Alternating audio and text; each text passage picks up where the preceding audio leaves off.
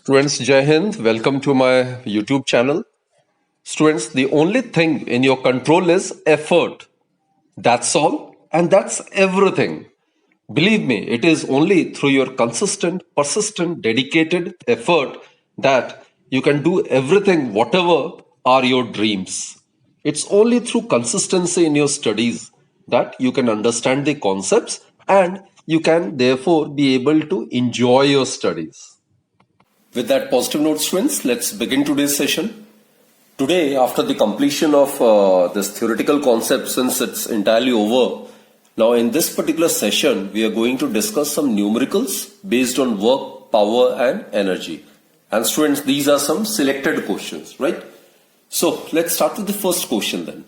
First question is, a body of mass 5 kg is moved along a straight line and its displacement varies with time t as t equals to root x plus 1.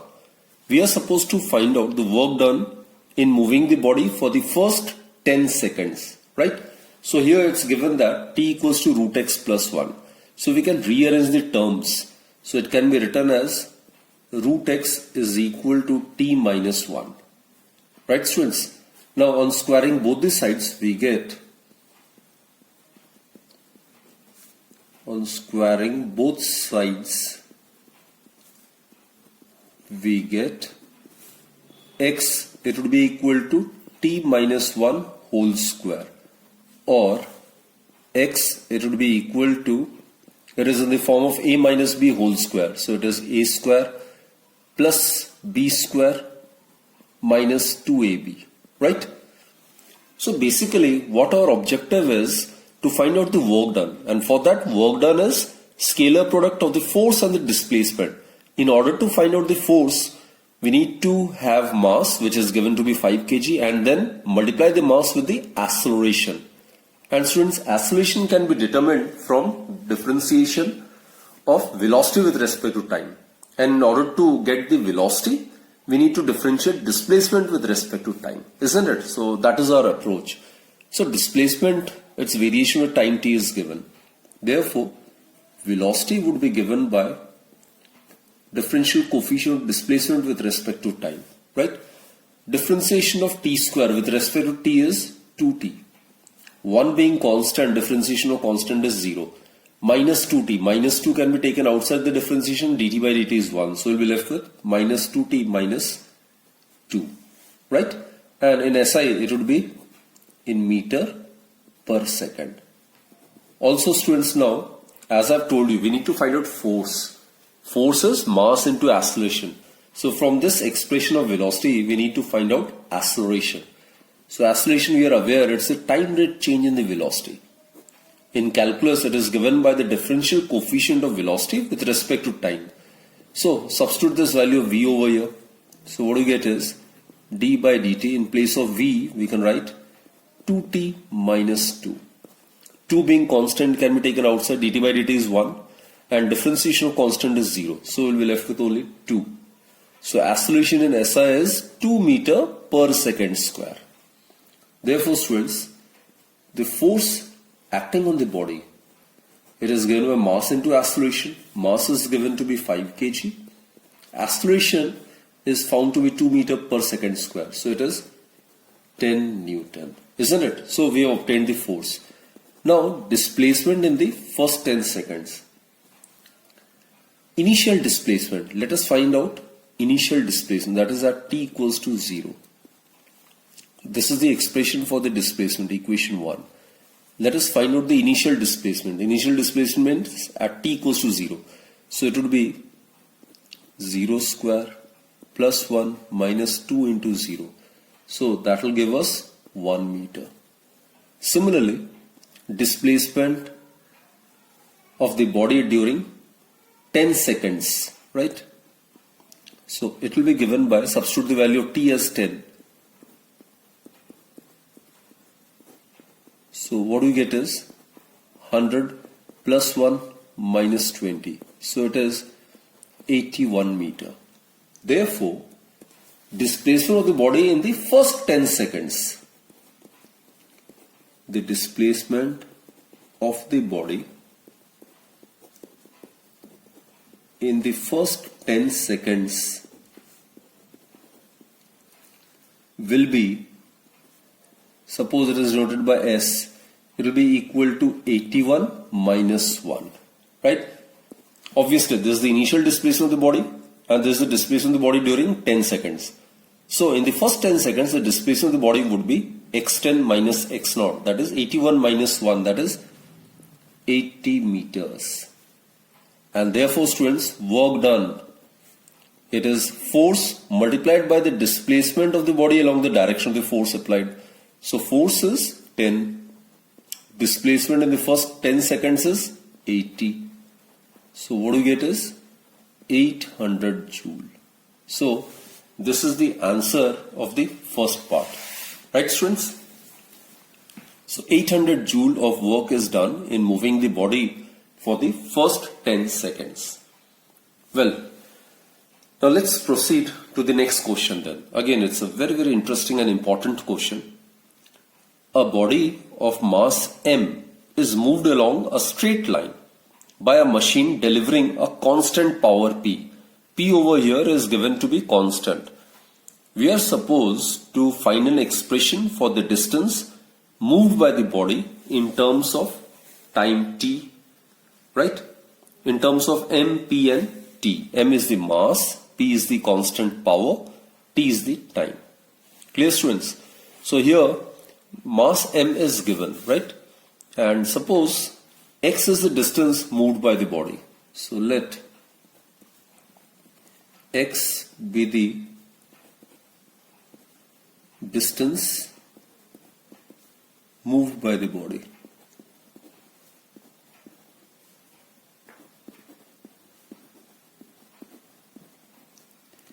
In that case, students, the body moves along a straight line, isn't it?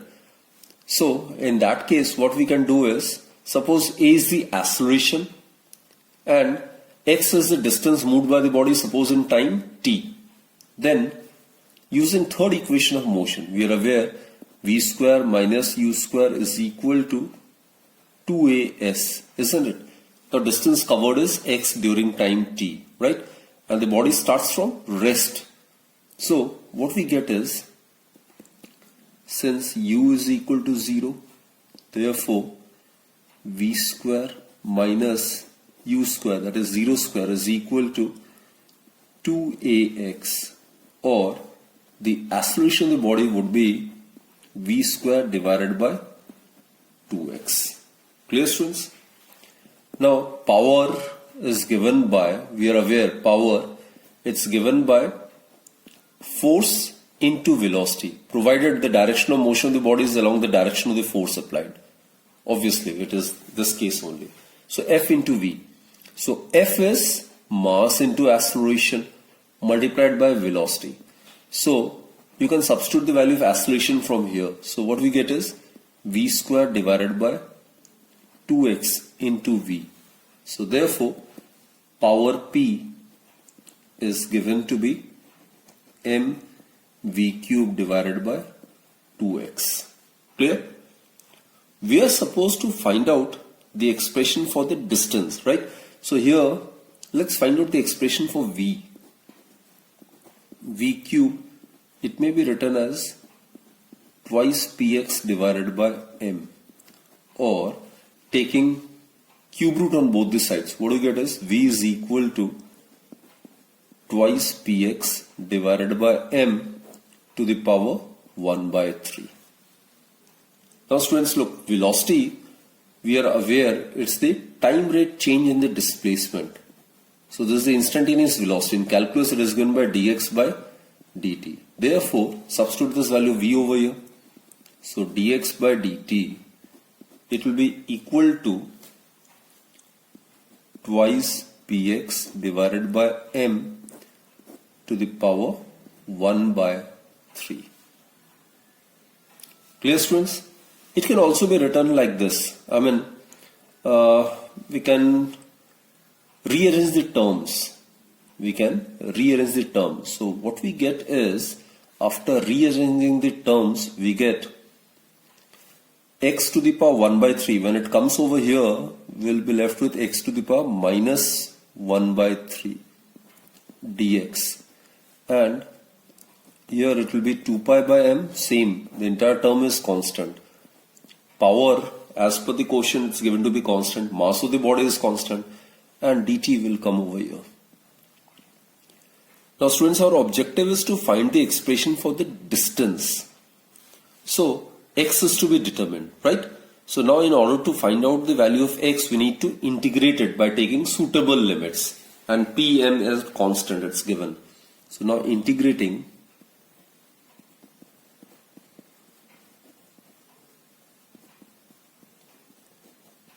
taking suitable limits,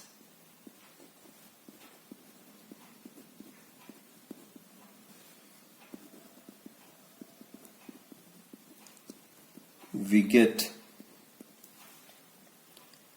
integration of x to the power minus 1 by 3 dx. It is equal to, this entire term is constant, so it is 2p divided by m to the power 1 by 3 integration of dt. Right students? Okay. Let us expand it. Integration of x to the power n with respect to x is x to the power n plus 1 divided by n plus 1. So here we get x to the power minus 1 by 3 plus 1 divided by minus 1 by 3 plus 1. Right? And it is equal to twice p by m to the power 1 by 3. Integration dt is t. Here 2p m are constant, so that is why it's been taken outside the integration. Or students, it will give us minus 1 by 3 plus 1. It will give us 2 by 3 divided by 2 by 3 is equal to twice p by m to the power 1 by 3 multiplied by t. Or what to do is taking cube on both the sides, right? So students, what we get is we cube on both the sides, right? So what we get is here we'll be left with x square, and it will give us 2 by 3 to the power whole cube. So 8 and 3 cube 27. So this is 27 by 8 x square. It would be equal to, over here we are taking cube on both the sides, so cube and 1 by 3 will get cancelled out. We will be left with 2 pi by 2p by m into t to the power cube, isn't it? Which further implies that we need to find out the expression for the distance. So x, it would be equal to, it will give us 16 p divided by 27m and square root of it. So x would be given by square root of this, and t cube, the square root of t cube would be t to the power 3 by 2. So students, this is the answer. So the distance moved by the body in time t, it is given by x is equal to square root of 16p divided by 27m times t to the power 3 by 2. So this is the answer, students. Now let us proceed with the third question. A body A of mass m moving eastward with a velocity v collides with another identical body B moving northward with the same velocity. Students, these are the two bodies A and B, each of mass m, right? One is moving towards east, the other one is moving towards north with the same velocity, and both are identical masses. On collision, the two bodies coalesce to form a single body C of mass 2m. Coalesce means combine together. Find the velocity of the combined mass. So here, suppose at the origin, these two bodies combine together, and the collective mass, obviously m and m combine together to form a combined mass of 2m, right? Now what we are supposed to do is we are supposed to find out its direction of motion as well as the magnitude of this velocity, right? Suppose this is V dash. So V dash is to be calculated. And we are also supposed to find out the direction of motion. So theta is also to be calculated. First and foremost, students, this is the case where the two bodies after suffering collision tend to stick together and tend to move with a common velocity. So it must be the case of perfectly inelastic collision, right? This is the case of perfectly inelastic collision. So during inelastic collision, or for that matter during any collision, the momentum is always conserved. So let's apply the conservation of linear momentum along the west-east direction, that is along x-axis, right? So applying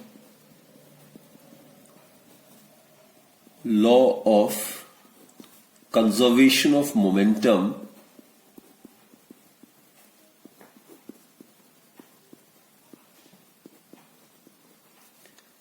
along the horizontal, that is along west-east direction. Along west-east direction, what we get is initial momentum of this body before collision along west-east direction would be mv. This body do not possess any component along the west-east direction initially, so its momentum along the west-east direction would be 0, and it is equal to, if you resolve this momentum, its momentum would be mass into velocity, isn't it? This is the momentum of the combined mass after collision.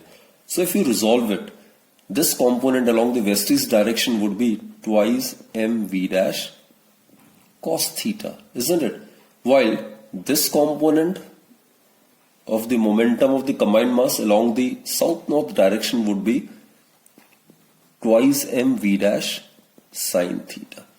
Anyway, coming back to this, we are applying law of conservation momentum along the west-east direction. So initial momentum of the system along the west-east direction before collision is mv plus 0. And the final momentum of the combined mass of the system after collision along the west-east direction would be twice mv dash cos theta.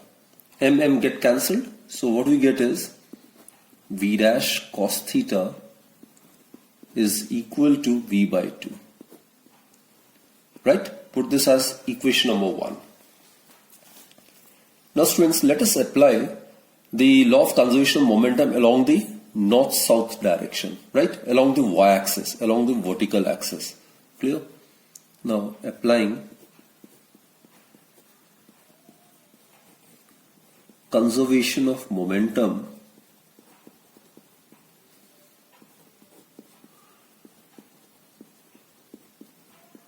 along the vertical axis, along y-axis, or along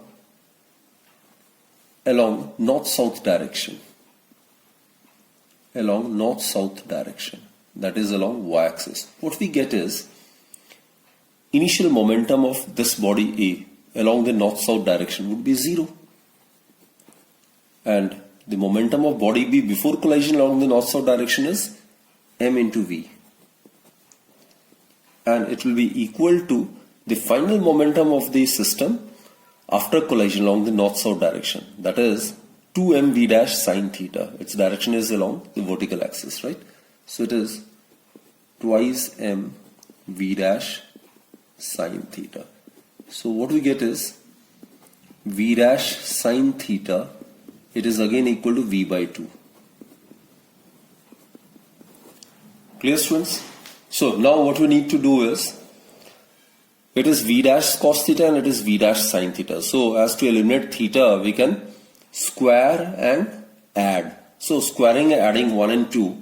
So what we are doing is 1 square plus 2 square.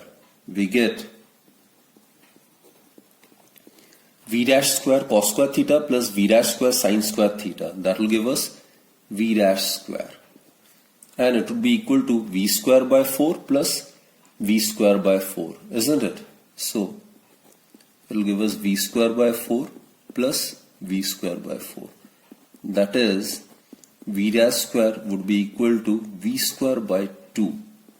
Or students, V would be equal to V divided by root 2. So this is the magnitude of the velocity of the combined mass. Clear, students?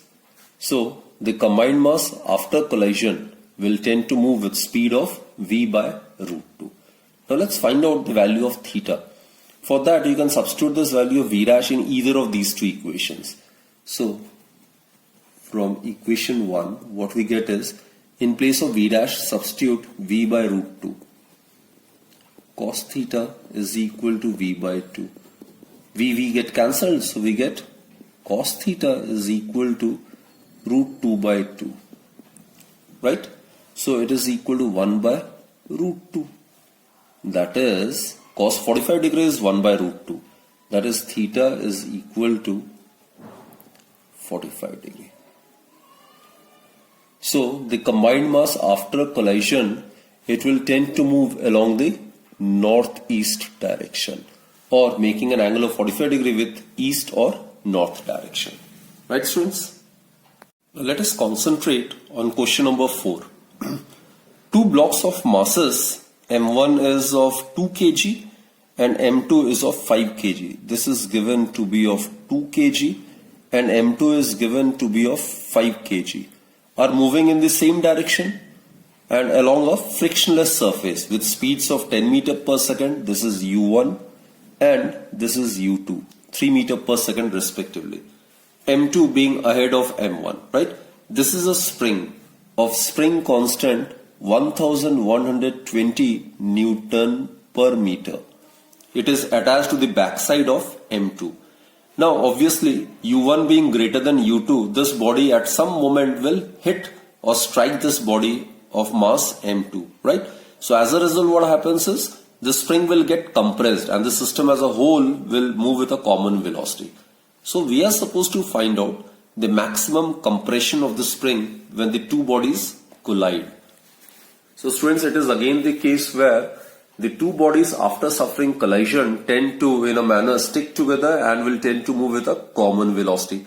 So it is obviously the case of perfectly inelastic collision, where kinetic energy is not conserved but total momentum and total energy of the system always remain conserved, right? So let's apply the principle of conservation of momentum. So applying principle of conservation of momentum, applying law of conservation of momentum.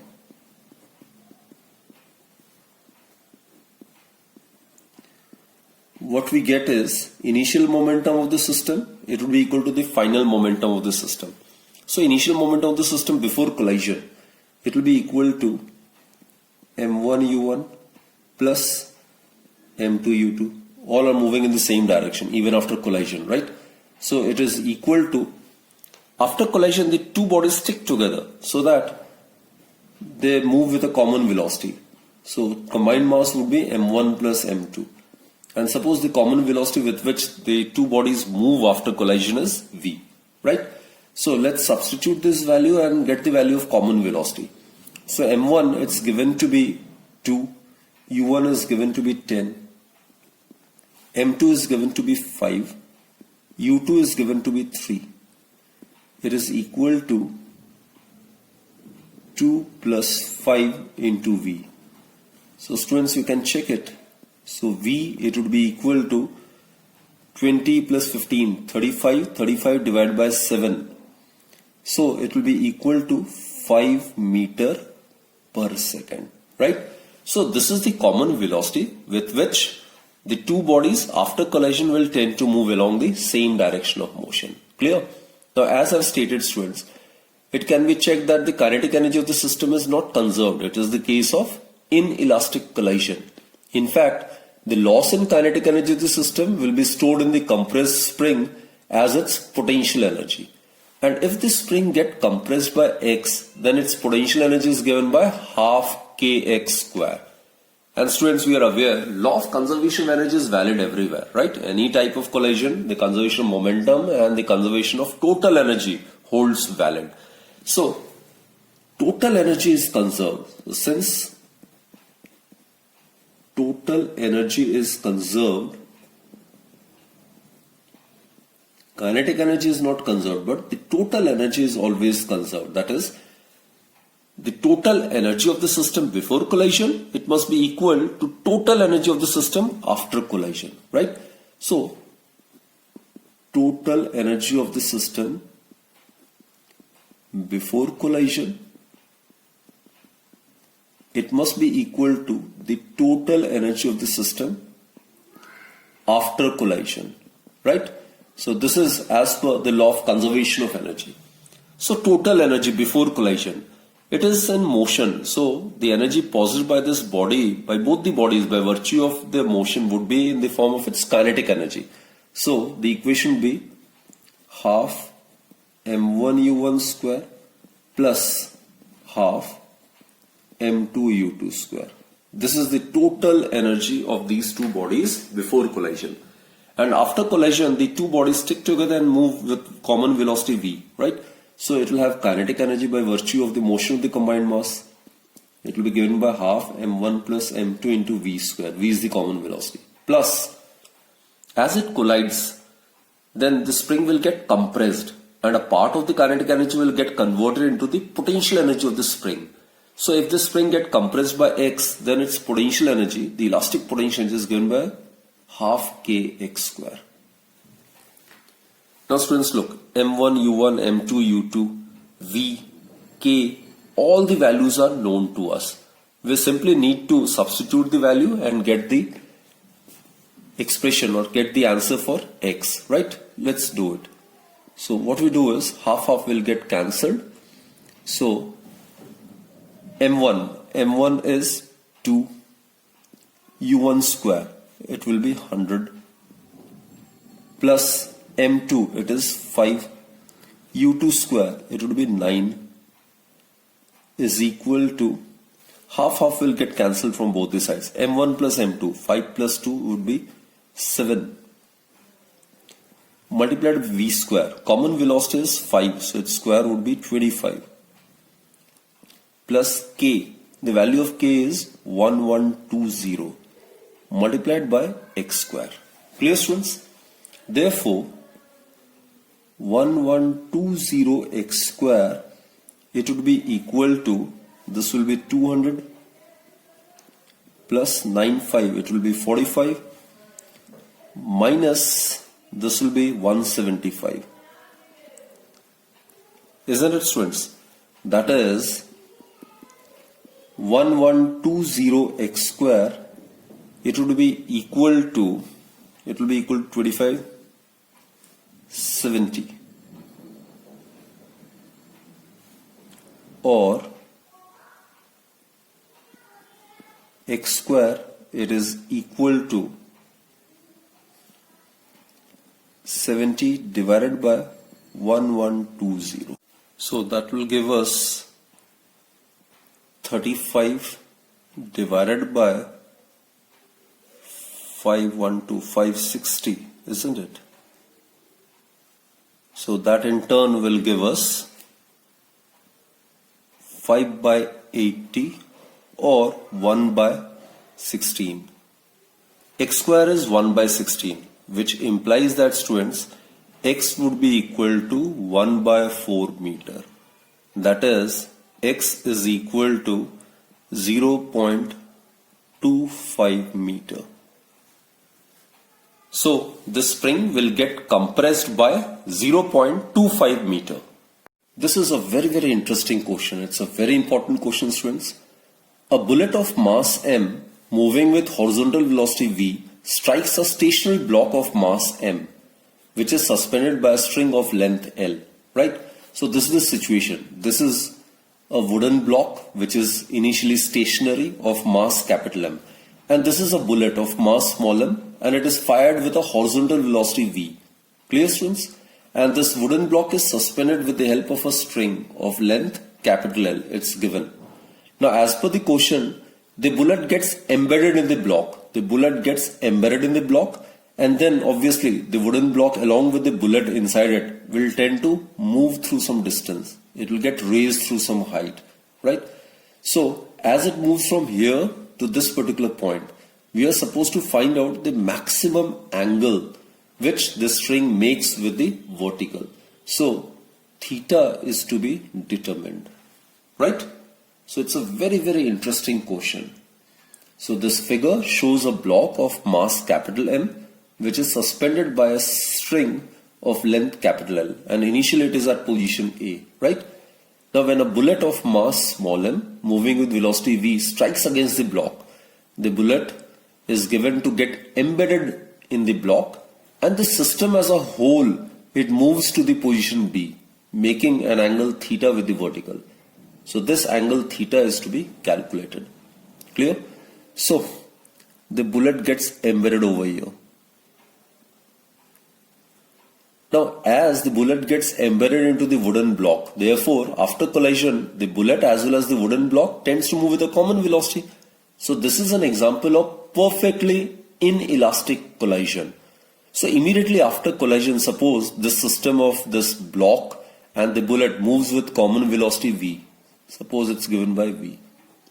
Now as the system moves from A to B, all its entire kinetic energy of the system will get converted into its potential energy. Suppose at this point it gets raised by h, and on reaching this point it will momentarily come to rest. So all kinetic energy will get converted into potential energy, right?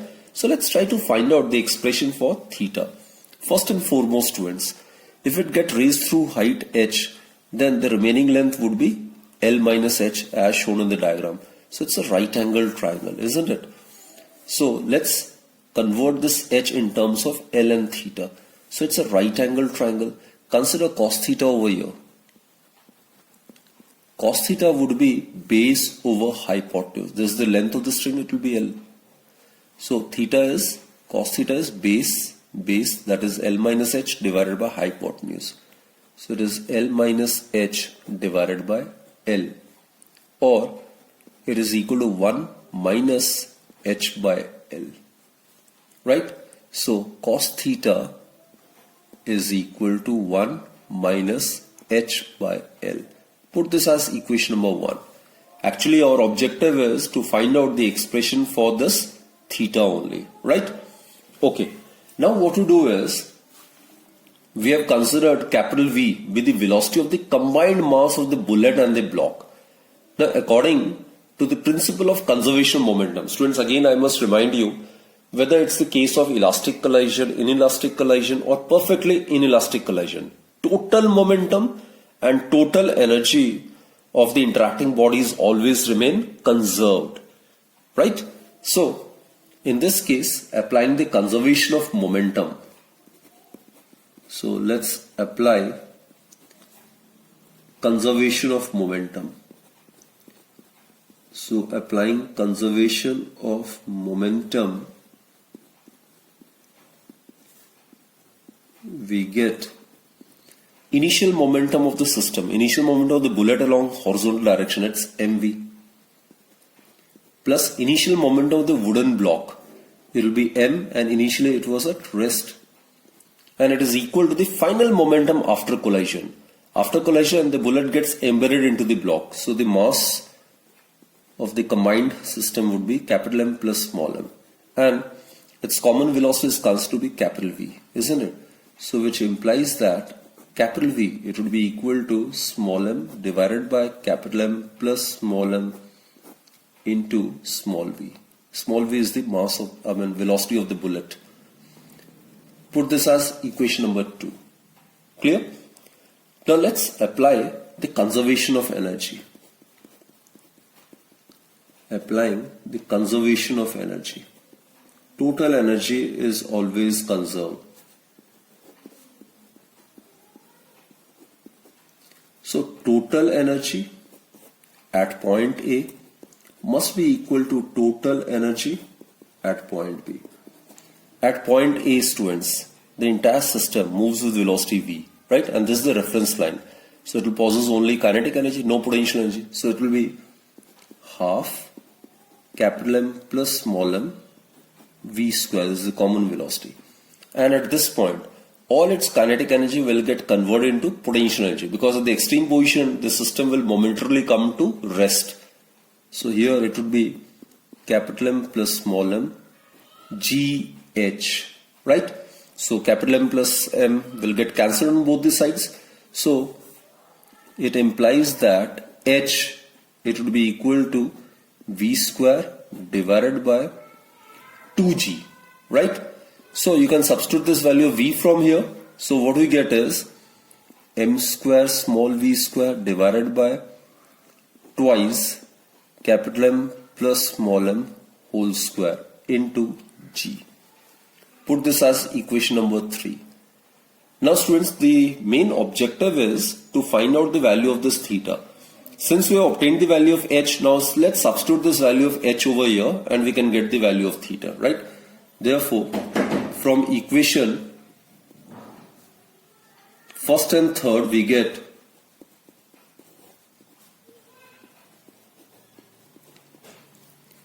cos theta is equal to 1 minus H by L. So it will give us M square V square divided by twice capital M plus small m whole square G into L, isn't it? Therefore students, theta it would be equal to cos inverse 1 minus M square V square divided by twice capital M plus small m whole square GL. So this is the answer. This is the maximum angle made by the string with the vertical. Clear? Okay, now let's try to attempt the last question, which is again important one, right? A particle of mass m is moving in a horizontal circle of radius r under a centripetal force equal to minus k by r square. We are aware, students, whenever a body moves along a circular path, then the nature of the force involved must be centripetal. It always acts in the radially inward direction. So here k is any constant, right? We are supposed to find out the total energy possessed by the particle. Now suppose, students, this is the center and this is the circular path which the body follows, right? And let us consider this to be the radius. And this is the body of mass m. Suppose it is moving in the clockwise direction. So let us consider v to be the uniform speed with which it is following this circular path, right? V being perpendicular to the radius. So v is the uniform speed with which the particle of mass m revolves along the circular path of radius r. Then the centripetal force, that is mv square by r. This we should be aware of.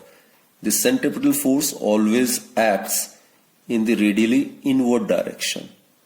And the magnitude of the centripetal force is mv square by r. This we have already proved in the earlier sessions, right? So it is given to be k by r square. Clear? So mv square by r is equal to k by r square. This force provides the body the necessary centripetal force so as to enable the body to move along the circular path, right? Therefore, students, mv square, it would be equal to k by r. So the body, by virtue of its motion, will possess kinetic energy, and kinetic energy of the body, we are aware, it's equal to half mv square. So substitute the value of mv square over here. So what do you get? Half k by r. So this is the kinetic energy possessed by the body. Clear? Now students, let's find out the potential energy. It's the energy possessed by the body by virtue of its position or by virtue of its configuration. So the potential energy of the particle moving along a circular path is equal to the work done in bringing the particle from infinity to a distance r, so as to enable it to revolve along a circular path of radius r. Therefore, students, potential energy, we have already discussed the gravitational potential energy, isn't it? The work done in moving the body from infinity to its respective position. So that's potential energy. So it will be given by integration of work done in making the body to move from infinity to this particular point. Small work done is FDR. So total work done would be integration of FDR, and limits would be from infinity to this particular position. From the origin it is at a distance r. So let's evaluate it, students. F is given. So substitute this value of F over here. So what we get is K by R square dr. K being constant, it can be taken outside, and 1 by r square may be written as r to the power minus 2. Right? Limits would be from infinity to r. So K, now integration of r to the power minus 2, it would be r to the power minus 2 plus 1 divided by minus 2 plus 1. So that will give us r to the power minus 2 plus 1 divided by minus 2 plus 1. Limits would be from infinity to r. Right? It in turn will give us K, it will be r to the power minus 1 divided by minus 1. Limits would be from infinity to r. So it may be written as minus K 1 by r infinity to r. Right? So therefore, students, potential energy of the body, it is given by minus K. Now upper limit minus lower limit. Upper limit is r minus lower limit is infinity. So what we get is 1 by infinity is 0. So we are left with minus K by r. Put this as equation 2. So this is the kinetic energy possessed by the body, K by 2r, and this is the potential energy possessed by the body, that is minus K by r. Right? So actually potential energy, actually we are talking about gravitational potential energy. Gravitational potential energy of any body is always negative. So therefore, total energy of the body would be given by sum of the kinetic energy and the potential energy. So substitute this value from equation 1 and 2. We get K by 2r minus K by r. Isn't it? So that will give us K by r is common, so half minus 1, that will give us minus half. So it is minus half K by r. So students, this is the total energy possessed by the body which is moving along a circular path of radius r. Clear? So I hope, students, these 6 questions will give you immense benefit in understanding the concepts, right? So that's it for this particular session. Do join me in my next lecture then. Till then, stay healthy, stay fit, and do take very good care of yourself. Thank you.